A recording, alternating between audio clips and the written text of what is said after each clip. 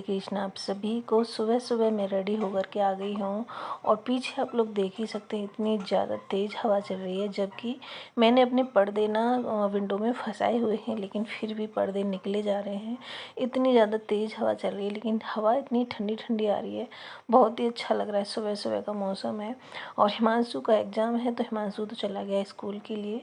Husband अभी घर पे ही है, क्योंकि आज है मेरी सासू माँ का श्राद्ध, तो उसकी वजह से, और वो श्राद्ध उन्हीं को करना है, जो कि उनका हाथ लगना ज़रूरी है। तो फटाफट से जल्दी से अपने काम ख़त्म कर लेती हूँ और मैं आ गई हूँ किचन में। सबसे पहले मैंने खीर बनाई है, उसके बाद फिर मैं बाकी के काम निपटाऊंगी। जल्दी जल्दी मुझे काम इसलिए ख़त्म करना पड़ रहा है क्योंकि मेरे हस्बैंड जाएंगे ऑफिस के लिए और आज मेरी सासू माँ का श्राद्ध है, तो उनका हाथ लगना काफ़ी ज़्यादा ज़रूरी है। इसलिए मैं जल्दी जल्दी फटाफट से सारे काम ख़त्म कर लेती हूँ। इधर मेरी खीर भी बन चुकी है।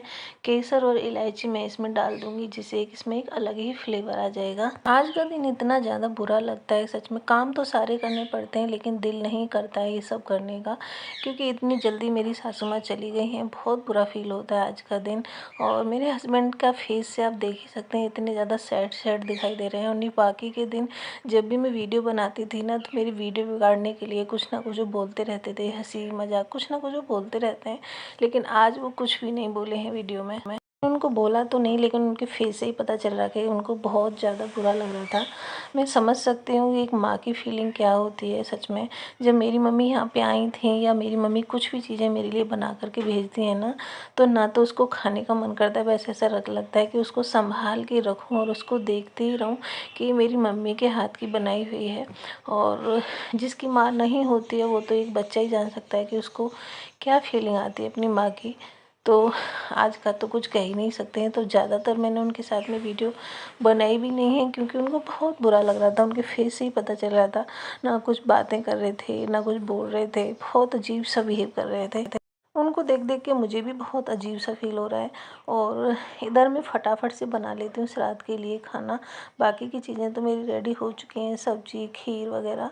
इधर बस मुझे पूड़ी तलनी बाकी हैं। ज़्यादा तो मुझे नहीं पता है कि किस तरीके से किया जाता है, लेकिन जितना मुझे पता है कि जैसे कि खीर पूड़ी सब्जी ये बनाई जाती है, पंडित जी को खिलाया जाता है, उसके बाद फिर उनको कपड़े वगैरह दिए जाते हैं। जैसे कि मेरी सासू माँ का श्राद्ध है, तो हम उनको साड़ी वगैरह देंगे, और जैसे कि ससुर जी का श्राद्ध होगा तो हम उनको कुर्ते वगैरह का कपड़ा देते हैं। इसी तरीके से मैं हमेशा ही करती हूँ।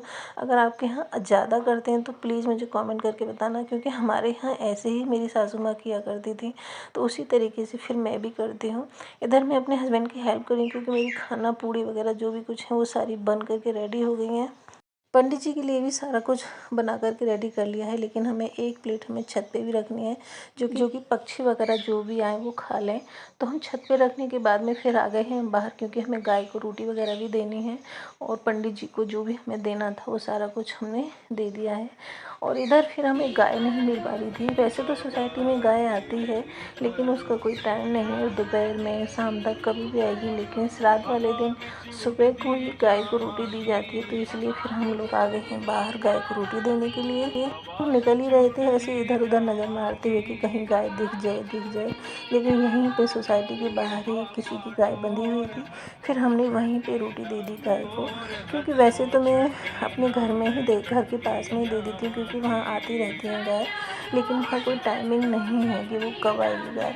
लेकिन श्राद्ध वाले दिन कहते हैं कि सुबह को ही गाय को या कुत्ते को सबको अपना पूरा नियम करने के बाद ही खाना वाना खाया जाता है। तो इधर फिर हम अपना काम ख़त्म करके हम वापस आ गए हैं अपने घर।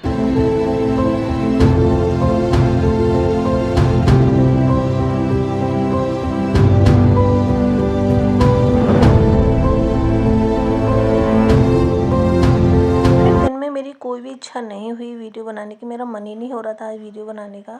फिर हमें कुछ मार्केट में काम था, और हिमांशु को भी कुछ स्कूल का सामान लेना था, तो फिर हस्बैंड का फ़ोन आ गया था कि आप लोग इधर आ जाओ, मैं इधर ही खड़ा हूँ गाड़ी लेकर के। और फिर मैं और हिमांशु निकल गए हैं। रात हो रही है, नीचे लाइट एकदम से बंद हो चुकी थी, आप देख ही सकते हैं, अंधेरा हो रहा है। लेट भी हो चुका था, लेकिन जाना ज़रूरी था, क्योंकि हिमांशु के स्कूल के एग्ज़ाम चल रहे हैं और उसको सामान भी अपना लेना था। इतना लेट बताता है, पहले से इसने नहीं बताया था, लास्ट मोमेंट पे इसने बताया कि मुझे अपना सामान भी लेना है और हिमांशु मार्केट जाए और हिमांशु बाहर जाके कुछ ना खाए तो ऐसा तो कभी नहीं हो सकता है। हम दोनों ने कुछ भी नहीं खाया था क्योंकि हमारी इच्छा नहीं होती है ज़्यादातर बाहर खाने की। जब भी हम खाते हैं हिमांशु की वजह से ही हमें खाना पड़ता है। उसने बहुत ज़्यादा ज़िद की आप दोनों खा लो, लेकिन हम दोनों ने कुछ भी नहीं खाया था क्योंकि हमारी इच्छा नहीं थी बिल्कुल भी बाहर का कुछ भी खाने की। फिर हिमांशु को पिज़्ज़ा खिलाया है, उसने अपने अच्छे से पिज़्ज़ा एंजॉय किया है। खा पी करके फिर हम लोग निकलेंगे घर के लिए। क्या इस तरीके के बच्चे सभी के होते हैं या मेरा ही हिमांशु ऐसे करता है? जब भी हम बाहर जाते हैं उसको कुछ ना कुछ तो ज़रूर ही खाना होता है। तो आज के व्लॉग में सिर्फ इतना ही। वीडियो अच्छी लगी हो तो वीडियो को लाइक ज़रूर कीजिएगा। मिलती हूँ मैं आपसे नेक्स्ट वीडियो के साथ।